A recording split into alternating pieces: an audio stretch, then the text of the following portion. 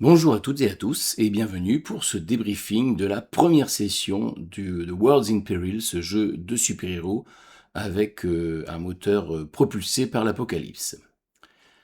Cette première session, c'est l'occasion de prolonger la session 0 et de faire une véritable mise en place pour la campagne à venir. Et donc c'est l'occasion de réutiliser tout ce qui a été proposé lors de la session 0. Donc je m'appuie beaucoup sur les différents lieux qui ont été évoqués, sur les différents personnages qui ont été mis en place, sur les antagonismes qui ont été définis, notamment la Fire, et on utilise tout ça. D'après le livre, cette première session, elle est avant tout destinée donc à plusieurs choses. Tout d'abord, elle permet d'établir donc des détails et d'utiliser les sens. Donc c'est ce que je fais en décrivant un petit peu, par exemple, l'odeur du café, la chaleur dans la ville. Donc poser un petit peu l'ambiance. Elle est utilisée aussi pour poser des questions, utiliser les réponses. Je demande à chacun de décrire, par exemple, à quoi ressemble à Ketchinas à quoi ressemble là où il habite. Pareil, la même question pour Ricochet.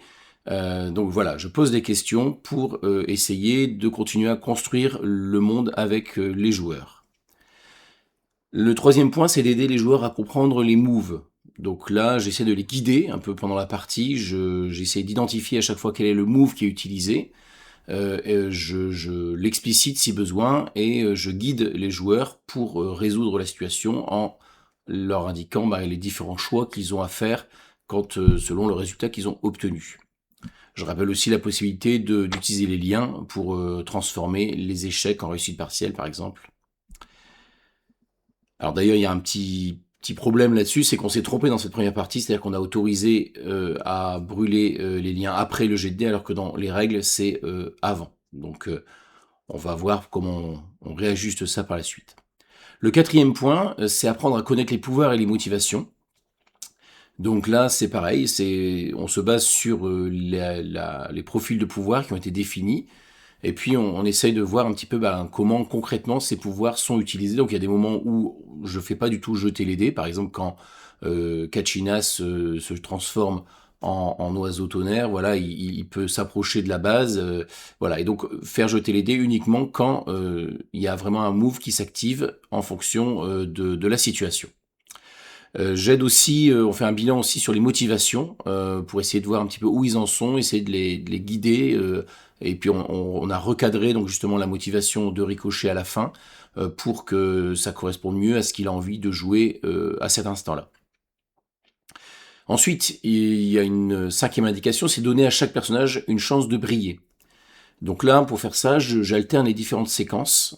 Je mets le projecteur tantôt sur Ricochet, tantôt sur Kachinas, tantôt sur Rafale, et donc ils ont l'occasion, les uns et les autres, de commencer à utiliser leur pouvoir, de commencer à utiliser leur capacité, peut-être moins pour Ricochet pour l'instant, mais en tout cas Kachinas, il y a toute la phase d'infiltration et de tension aussi au magasin.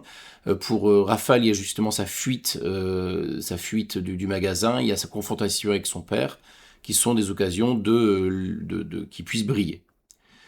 Ensuite, on demande de faire réagir le monde, c'est aussi l'occasion de creuser les liens, et donc notamment par exemple le fait Kachinas engage le lien qu'il a avec Talia pour réussir à neutraliser le secrétaire. Il y a aussi cette scène où Ricochet et Rafale renforcent leur lien avec cette complicité autour de l'étang, qui transforme un petit peu un échec en situation un peu plus dédramatisée et de complicité entre les personnages. Ensuite, le livre recommande donc d'introduire des PNJ et des menaces sérieuses. Donc là, j'introduis des PNJ, donc Ryan Hooper par exemple, le père notamment de Rafale, et puis donc toute l'unité Fire qui sont les menaces qui vont être amenées là. Cette séance, c'est également l'occasion de commencer à exploiter les thèmes qu'on a définis lors de la session 0. Donc notamment le thème de la nature, qui est porté essentiellement par Kachinas, mais qui est présent également dans le parc, et puis dans le magasin du Calumet, où il y a justement cette culture indienne qui est présente. Le thème de la science, qui est incarné par Ricochet, mais également par Polyskin, donc notamment avec la scène du laboratoire, des tests, etc. La thématique de la parentalité, qui là, vraiment se joue entre, la rencontre entre, Rafale et son père, mais qui est aussi présente dans, le lien, que Kachinas, et Rafale tissent, qui est une sorte de lien un peu de mentorat. Elle est également présente, un peu en filigrane avec le lien que Talia a avec Kachinas, hein, puisqu'elle l'appelle Papouze, qui est un peu le nom des enfants indiens. Donc voilà, donc il y a ça qui est exploité. Et donc on voit aussi que ces thèmes commencent aussi à se heurter, à se confronter. Hein, la nature contre la science, par exemple, hein, quand il investit la base, Kachinas utilise une forme animale. Pareil, quand il se bat, il utilise sa forme de bison, donc pour affronter la technologie des militaires. Finalement, il est capturé à l'aide de la technologie, il est mis en cage finalement. Voilà, donc il y a ces thématiques-là qui sont exploitées. Et puis derrière ça, il y a aussi, alors ce qui est assez intéressant aussi de noter, c'est que lors de l'infiltration, on a tous ces thèmes-là qui sont vraiment mis en œuvre, hein, puisque, comme je l'ai dit, Kachinas utilise ce lien avec la nature pour infiltrer la base. Ricochet, là, il est en contact technologique avec Kachinas, il le guide, il l'aide à pirater, il essaie de l'aider à pirater l'ordinateur, donc il a vraiment ce lien avec la science. Et puis il y a de l'autre côté le personnage donc de Rafale qui se confronte à son père, et donc là les trois thèmes sont exploités dans cette scène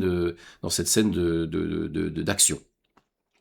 Il y a un autre thème qui finalement apparaît un peu de façon organique dans tout ça, c'est les thèmes donc du secret, les thèmes du contrôle aussi, puisqu'il y a des secrets à découvrir. Hein, ça a été une demande des joueurs lors de ce qu'ils demandaient, ce qu'ils voulaient voir. Donc il y a une demande de mystère à percer. Donc là il y a ça, il y a des mystères à creuser, des secrets à découvrir. Quelle est l'origine réelle des pouvoirs de Rafale?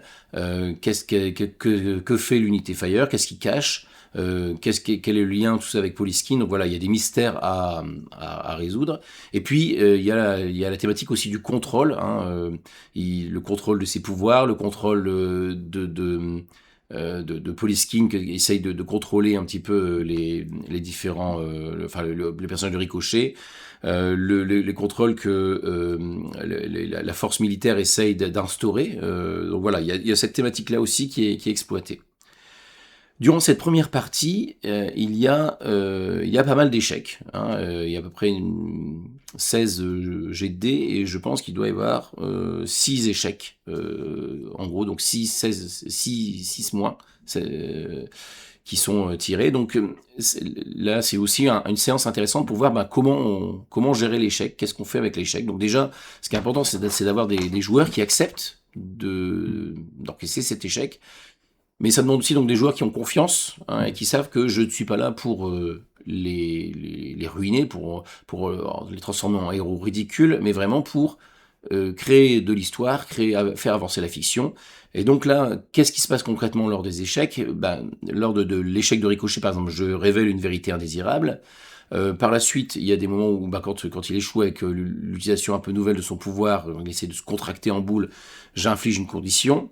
Et puis, quand il y a le piratage de données, quand il y a l'infiltration, là, je mets les héros en difficulté. Donc ça, ce sont des moves de meneurs de jeu, hein, qui servent justement à faire avancer la fiction, et qui servent, donc même quand Kachinas est capturé, c'est vrai, comme le dit Kryoban, c'est le 6 mois pique, mais c'est aussi une façon de pousser la fiction. Et puis je sais aussi que derrière, les héros ont les cartes en main pour s'en sortir. Donc c'est vraiment quelque chose pour faire avancer l'histoire. Et puis finalement, on est aussi dans une histoire de super-héros, une première histoire, une première mission. Je pense que ça fait partie aussi des tropes finalement de ce type d'histoire, hein, l'équipe qui est encore débutante, qui se heurte à une adversité trop importante à sa première mission et qui échoue. Hein. On sait aussi que c'est dans l'échec que se forgent les héros. Donc là, c'est l'idée qui peut y avoir derrière cette première session. Voilà pour le débriefing de cette première session de Worlds in Peril et je vous donne rendez-vous très bientôt pour la suite des aventures et la suite des débriefings.